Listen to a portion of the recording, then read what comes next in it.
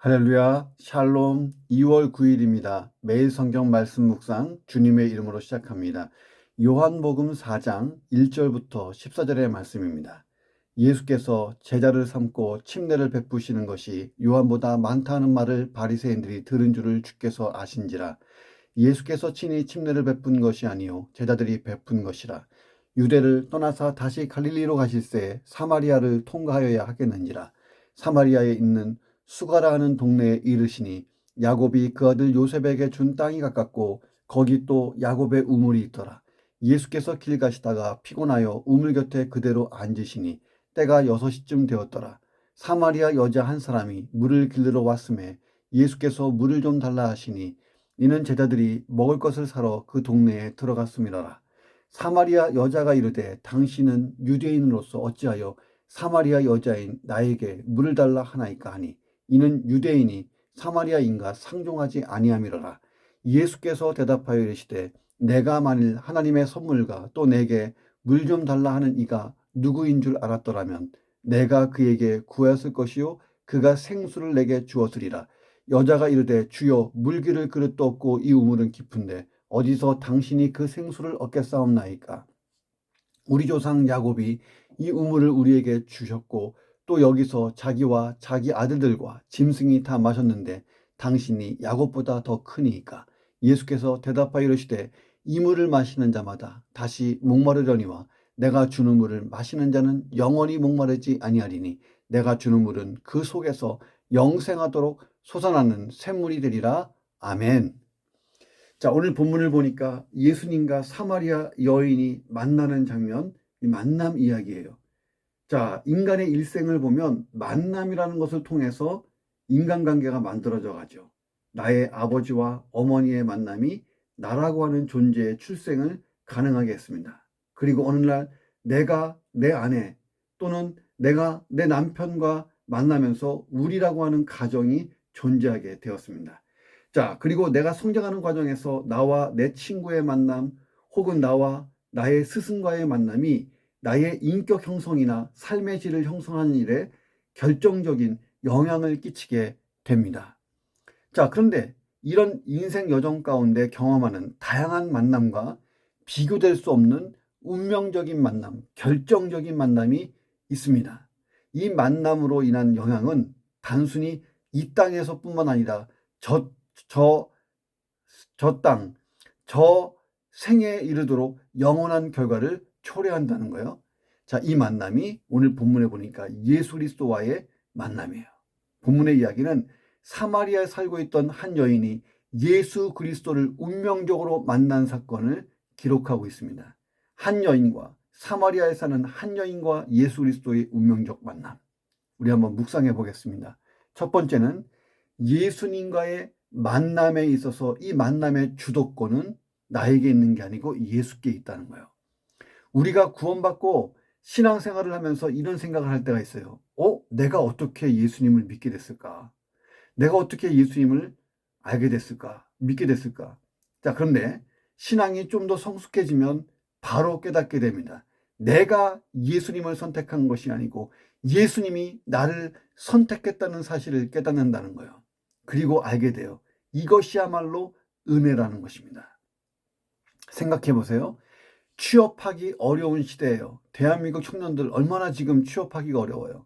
입사 원서를 내고 면접을 하고 결과를 기다리는 청년들. 그런데 합격한 거예요. 회사에. 나를 선택해준 그 회사, 우리 회사 얼마나 고마울까요? 자, 부상을 거듭하며 침체를 겪었던 운동선수에게 그 가능성을 보고 미래를 보고 선택해준 구단이 있다면 그 운동선수에게 그 구단은 얼마나 고마운 존재입니까?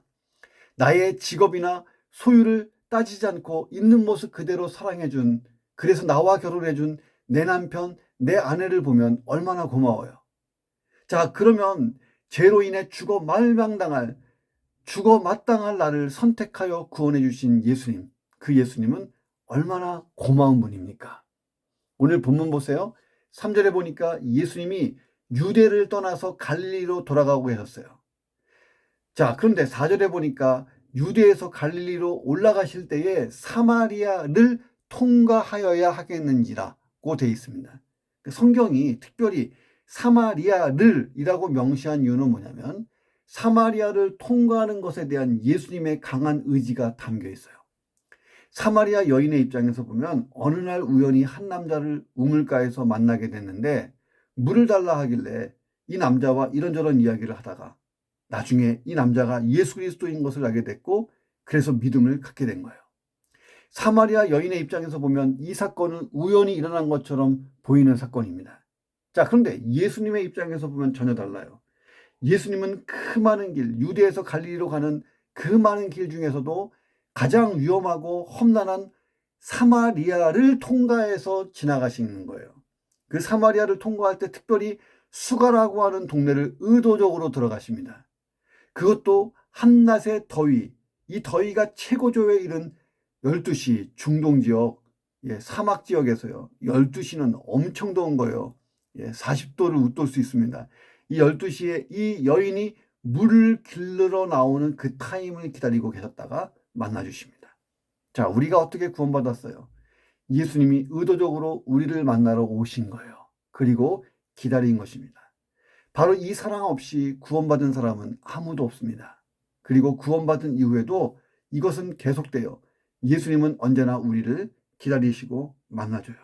때로 방황하다가 주님을 떠나 있다가 주님을 잊고 있다가 다시 회개하고 주님을 찾고 주님을 만나고자 하면 그때 우리가 깨달아요. 아, 주님이 나를 멀리 떠나 계신 건 줄 알았는데 항상 내 곁에 계셨구나. 내가 가까이 할 때도 멀리 할 때도 주님은 늘 그 자리에 계셨구나. 내가 주님을 찾은 게 아니고 주님이 나를 애타게 찾으셨구나 하는 사실을 뒤늦게 깨닫는다는 거예요. 그렇게 주님과 우리와의 만남, 내가 예수 믿게 됐을 때 그 주도권도 주께 있었고 이후에도 내가 천국 갈 때까지 만남의 주도권은 주님이 갖고 계세요. 그래서 우리의 구원은 영원한 거예요. 자, 만남의 주도권이 나에게 있다고 생각해 보세요. 내가 주님을 배반하고 때로는 멀리하고 잊고 살면요. 어떻게 돼요? 끝나버리잖아요. 그런데 만남의 주도권이 주님께 있어요. 이게 얼마나 안전한 거예요. 자, 문제는요. 바로 나예요. 내가 주님을 만나기를 사모하기만 하면 주님은 언제나 나를 만나시기를 사모하고 계신다는 거예요. 자, 오늘 만남의 주도권을 가지고 나를 기다리시고 내가 주께로 와 기도하고 교제하기를 원하시는 그 주님 앞으로 한 걸음 더 달려가시기를 주님의 이름으로 축원합니다. 두 번째, 진정한 영혼 사랑은 경계선을 넘는 것. 이게 영혼 사랑이에요. 요한복음 3장에 보면 예수님이 니고데모를 만났죠. 니고데모와 오늘 본문에 등장하는 사마리아 여인 사이에는 큰 경계선이 존재해요. 자, 니고데모는 유대인, 사마리아 여자는 사마리아인이었습니다. 자, 유대인에서 니고데모는 남자였고 본문의 이 주인공은 여자였어요. 니고데모는 공의회 의원이었고 이 여자는 남편이 5명이나 있었던 부도덕한 여인입니다. 예수님을 밤에 니고데모는 찾아왔고 이 여인은 우연히 만난 것 같지만 예수님이 직접 찾아가셨어요. 자, 니고데모는 찾아왔고 사마리아 여인은 찾아오신 예수님을 만난 거예요. 자, 니고데모는 밤에 만났고 이 여인은 낮에 만났습니다. 자, 세상 기준으로 보면 니고데모와 사마리아 여인 사이에는 공존하기 어려운 그런 경계선이 있다는 거예요. 자, 그런데 예수님은 이 두 사람을 차별 없이 만났어요. 니고데모도 만나주고 또 4장에서는 사마리아 여인도 만나줬어요. 왜? 니고데모에게도 영생이 필요하고 이 여인에게도 영생이 필요하기 때문입니다. 예수님의 영원 사랑의 특징이 뭐냐? 바로 경계선을 무너뜨리고 누구든지 사랑하시는 그런 무조건적인 사랑이에요. 자, 예수님은 하나님과 사람 사이의 경계선을 무너뜨리고 이 땅에 오셨어요. 근본 하나님이신데 그 예수님이 사람의 모습으로 오셨어요. 이것이 성육신 사건입니다. 자, 유다와 이스라엘로 분열되어 있던 그 시기에 이 사마리아는 북이스라엘 쪽에 속해 있던 땅입니다. 자, 근데 북이스라엘이 아수르에게 패했어요. 그리고 멸망했어요. 이때 사마리아 사람들은 이방인들과 강제 혼인을 하게 됩니다. 그래서 사마리아인과 이방인 사이에 피가 섞여요. 이때부터 혼혈의 역사를 이루어 왔습니다. 역사가 많이 흘러서 훗날에 이스라엘이 막 재건될 때에 유대인들은 사마리아인들을 이렇게 생각했어요. 피가 섞인 정체성을 잃어버린 사람들, 더 이상 하나님의 선민, 하나님의 백성이 아닌 혼혈인들, 어떻게 보면 이방인보다 더 나쁜 사람들, 개 같은 사람들, 개처럼 취급했습니다. 자, 그리고 예수님 이전에 유대인과 사마리안 사이에 전쟁이 한 번 있었어요. 충돌, 전면적으로 충돌하던 역사가 있었는데 그때 사마리아인들이 유대인에 의해서 처참한 살육을 당합니다. 자, 그리고 예수님 당시에는 이렇게 된 거예요. 물과 기름처럼 섞이지 못하고 서로 증오하고 살기로 대했어요. 그래서 유대인이 사마리아를 통과한다는 것은요, 목숨 거는 거예요. 자, 이런 배경에서 예수님이 보통 유대인이라면 사마리아 땅을 피해서 멀리 오른쪽이나 왼쪽으로 돌아서 저 위에 있는 갈릴리로 올라가야 되는데 그 여정을 따르지 않고 직선거리 사마리아 땅을 직행한 거예요. 이게 예사로운 일이 아니라는 거예요. 미시나에 따르면 유대인들은 사마리아인을 이방인처럼 부정하게 여겨서 사마리아인을 만나는 것 자체를 꺼려했어요. 부정탄다고. 자, 이방인과의 접촉을 꺼리는 이런 관습. 부정한 것과 접촉하면 나도 부정하게 된다는 신념이 결부되어 있습니다. 자, 그래서 여인은 자기에게 말을 걸고 있는 이 유대인, 예수님에게 놀라움을 표한 거예요. 웬일이래? 어머머머, 이렇게. 자, 예수님의 영원 사랑은 경계선을 넘는 사랑이었어요. 예수님은 모든 차별의 경계선을 넘어서서 사마리아 여인을 만나줬어요. 자, 예수님은 유대인, 이 여인은 사마리아인. 벌써 여기서부터 만날 수가 없는 존재예요. 예수님은 남자, 이 여인은 여자. 그런데 한낮에 길거리에서 남녀가 대화를 나눈다. 예, 있을 수 없는 일입니다. 그 당시에 어떤 상황으로 보면. 자, 예수님은 거룩하신 분, 이 사마리아 여인은 부도덕한 여인. 이 공통점이 없어요. 근데 예수님이 경계선을 넘어서 사마리아 여인을 만나십니다. 자, 예수님이 경계선을 넘어갔던 수많은 사람들 보세요. 예수님이 먼저 넘어가셨어요. 죄인을 먼저 만나주고 각종 병에 걸린 자를 만나주고 귀신 들린 자 만나주고 죽은 자도 살리시고 가난한 자 만나시고 세부, 세리, 어부, 어린이, 여인들, 당시 유대인들의 전통에서 보통 만나기 싫어하는 사람, 꺼려하는 사람, 가치가 없는 사람들 예수님이 만났어요. 왜? 그들에게 영생이 필요하기 때문입니다. 예수님은 영혼을 구원할 수 있다면 그가 어떤 사람이든 그가 어떤 곳에 살든 그가 어떤 상황 속에 있든지 이 경계선을 뛰어넘어서 들어가신 거예요. 온갖 비난을 받으면서도 영혼 구원이 먼저였어요. 자, 그렇다면 세상이 온갖 이유를 들이대고 차별의 담을 쌓고 편을 갈라도 우리가 예수의 제자라면 그 담을 헐고 이 편, 저편 사람들 모두를 만나는 그런 피스메이커, 화목의 사람들이 되어야 할 줄로 믿습니다. 자, 오늘 내가 부수고 넘어가야 될 경계선 밖의 사람이 누군가를 생각해 보시고 가보시기를 주의 이름으로 축원합니다. 세 번째, 예수님은 목마른 자들은 누구든지 상대해 주세요. 목마른 자들을 예수님은 참 좋아하시고 그들을 기다리세요. 현대인들은 저마다 목마름을 가지고 있어요. 이 목마름을 해결하기 위해서 애를 태워요. 모든 것이 풍성한데 늘 갈증을 느껴요. 그래서 행복지수가 보통 낮아요. 특별히 대한민국은 더합니다. 행복지수가 낮아요.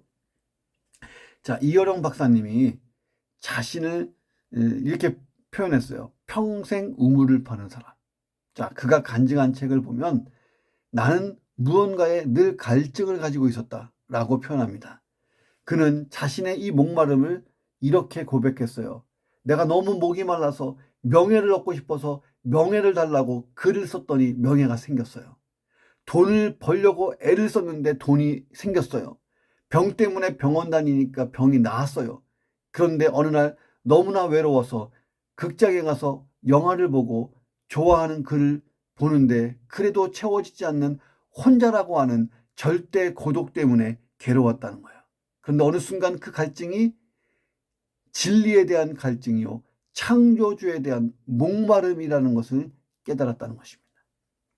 자, 이여령 박사님은 수없이 우물을 파며 광야를 통과한 후에야 영원히 목마르지 않는 샘물 예수를 만났다라고 하는 간증을 합니다. 부귀, 영화, 공명 다 체험해도 채워지지 않았던 이 목마름, 신앙을 통해서만 채울 수 있었다는 거예요. 그날 이후로 이여령 박사는 예수님과 대화를 시작했고 예수를 통한 영원한 생명수를 얻게 된 거예요. 순간적으로 오는 갈증은 생소한 컵으로 해결할 수 있죠. 그런데 내 안에, 내 영혼에, 내 마음에 근원적인 이 목마름은 생수로 해결되지 않아요. 예수 그리스도를 통한 성령의 생수가 넘칠 때만 해결되는 거예요. 예수님 말씀하신 거예요. 누구든지 목마르거든 내게로 와서 마시라. 자, 우리는 이미 마셨어요. 구원을 받았어요. 성령 받았어요. 자, 그런데 천국에 들어갈 때까지 부활의 몸을 입고 영화롭게 되기까지 여전히 목마른 인생을 사는 거예요. 자, 그런데 이 목마름은 비극이 아닙니다. 예수님을 만날 수 있는 통로가 되는 거예요. 예수님이 말씀하셨어요. 나를 믿는 자는 성경의 이름과 같이 그 배에서 생수의 강이 흘러나오리라. 자, 목마르지 않는 사람에게 생수는 필요 없습니다. 예수님은 육적 목마름으로 물을 달라고 하셨고, 사마리아 여인은 육적 목마름을 영원히 해결할 수 있는 비법을 물었습니다.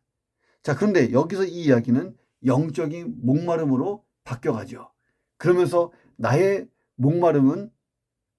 그래서 나의 목마름이 축복이기도 한 거예요. 나의 육적인 목마름, 때로는 질병 때문에, 때로는 가난 때문에, 때로는 우울함 때문에, 때로는 관계 속에서, 때로는 여러 가지 어렵고 힘든 일로, 고난 속에서, 힘겨운 상황 속에서 나의 목마름이 계속될 때 이것이 하나의 예수를 온전히 만나는 통로가 되는 거예요. 나의 인생의 목마름이 뭐예요? 이 목마름이 예수 그리스도와의 풍성한 만남으로 이어지는 그런 축복이 되기를 주님의 이름으로 축원합니다. 네 번째, 이 영생은 솟아나는 샘물이다. 영생은 솟아나는 샘물이라는 거예요. 오래전에 미국에서 일어난 유명한 실화가 있죠. 미국인의 모든 가슴을 울리고 그리스도인들에게 큰 신앙의 도전을 주었던 한 어린 소년에 대한 에피소드입니다. 그 어린 소년의 이름이 라이언 화이트였어요. 라이언은 13살 때 혈우병을 앓았고 수술을 받게 됐는데 이 수혈을 받는 과정에서 에이즈에 걸린 피를 수혈받고 만 거예요. 자기의 잘못도 아니고 어른들이 부주의해서 이 소년의 인생이 죽음의 길에 놓이게 되었습니다. 자, 그런데 이 라이언은 곧 죽을 것을 알면서도 누구도 원망하지 않고 변함없이 너무나 밝게 학교 생활을 한 거예요. 오히려 다른 사람들에게 아주 친절하게 행동하고 그를 염려하는 부모님을 위로하면서 기쁘게 지냅니다. 자, 라이언의 이야기를 알게 된 신문 기자들이 이 아이의 이야기를 매일같이 게재하게 돼 있어요. 신문에다가 쓰기 시작했습니다. 텔레비전 등의 매체를 통해서 라이언 화이트의 이야기가 보도됐어요. 많은 사람들에게 이 아이에게 사람들이 관심을 갖기 시작합니다. 레이건 대통령이 라이언 화이트를 만나주고 도널드 트럼프가 만나주고 마이클 잭슨 같은 유명한 인사들이 그를 찾아가 선물도 주고 위로하고 공연도 해주고 이렇게 했습니다. 그럼에도 불구하고 죽음이 라이언 화이트를 놓아주지 않습니다. 라이언은 5년 동안 살다가 결국 13살에 세상을 떠납니다.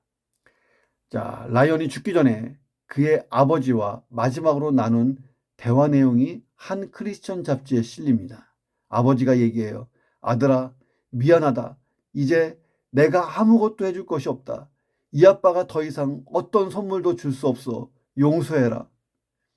라이언이 대답합니다. 아빠, 전 지금까지 진짜 많은 선물을 받았잖아요. 아무도 아빠와 같은 선물을 준 사람은 없어요. 아빠는 저에게 죽어도 천국 갈 수 있는 티켓을 선물로 줬잖아요. 예수님을 소개해 줬잖아요. 내가 아빠 때문에 교회 가서 예수님 믿고 영생의 선물을 얻었어요. 이보다 더 위대한 선물은 없어요. 라고 하는 대답을 했다는 거예요. 자, 그렇잖아요. 10절 보세요. 예수님은 이 영생의 선물을 여인에게 주고 싶었어요. 이 영생의 선물이 근원적인 목마름을 해결하는 거예요. 라이언 화이트가 죽음 앞에서 감사하면서 즐겁게 5년을 살다 간 이유가 뭘까요? 영생의 선물 때문이에요. 죽을 병에 걸렸지만 환하게 살 수 있었던 그 이유, 영생의 선물 때문이었습니다. 여러분, 구원받았습니까? 영생의 선물 받았음을 확신하십니까? 그런데 왜 그렇게 매일 두려워하고 낙심하고 주저앉아 있는 거예요? 왜 주저앉아 있어요? 예수님은 분명히 말씀하세요. 이 선물, 이 영생, 이 물은 그 속에서 영원토록 솟아나는 샘물들이라. 내가 구원의 확신이 있고 천국에 대한 확신이 있고 영생의 확신이 있으면 그 기쁨이요 내 안에서 막 터져 나오는데 어떤 시련도 이기고 어떤 고난도 이기고 어떤 상황 속에서도 즐겁고 희망 있게 소망 있게 강하게 살 수 있다는 거예요. 내 주머니에 많은 돈이 있거나 마음껏 쓸 수 있는 신용카드가 있다면 행복하지 않아요? 그런데 어떻게 영생의 선물을 우리가 얻었는데 이 영생의 선물이 돈이나 신용카드와도 못한 하찮은 것으로 여기냐는 거예요. 자, 우리는 적어도 나이언 화이트보다 즐겁게 살아야 되지 않아요? 야, 얼마든지 쓸 수 있는 신용카드, 많은 돈보다 더 좋은 영생, 영원한 천국, 영원한 생명. 얼마나 감사합니까? 이번 한 주간을 믿음으로 나이언 화이트만큼 즐겁게 살아보시기를 주의 이름으로 축원합니다. 기도하겠습니다. 하나님, 내 인생에 목마름이 있을 때에 때로 피곤하고 지치고 애타고 어려운 환경을 만나고 몸이 아프고 처절한 상황이 있을 때에 이 목마름이 예수님과의 깊은 만남으로 들어가는 통로가 되게 하여 주옵소서. 그리고 예수님과 깊은 만남을 가지면서 이 모든 목마름이 해결되게 해 주옵소서. 우리에게 가장 큰 목마름, 죄와 사망으로부터 영원히 멸망당할 우리를 구원해내시고 천국을 허락하신 아버지 하나님께로 가는 길을 열어주신 예수님과의 그 깊은 만남, 하나님 감사를 드려요. 그리고 인생의 모든 목마름이 예수님과 더 깊은 만남으로 들어가는 통로가 됨을 믿사오니 하나님 그런 목마름이 우리 주님을 만나는 기회가 되게 도와 주옵소서. 예수님처럼 경계선을 넘어가 영혼을 사랑하게 하시고 그 영혼 사랑을 실천하는 그런 그리스도인 되게 하여 주시고 영생의 선물을 받은 감격과 기쁨으로 오늘 내가 맡고 있는 모든 고난과 시련을 이기고 인내하며 살 수 있도록 역사해 주옵소서. 존귀하신 예수 그리스도의 이름으로 기도합니다. 아멘.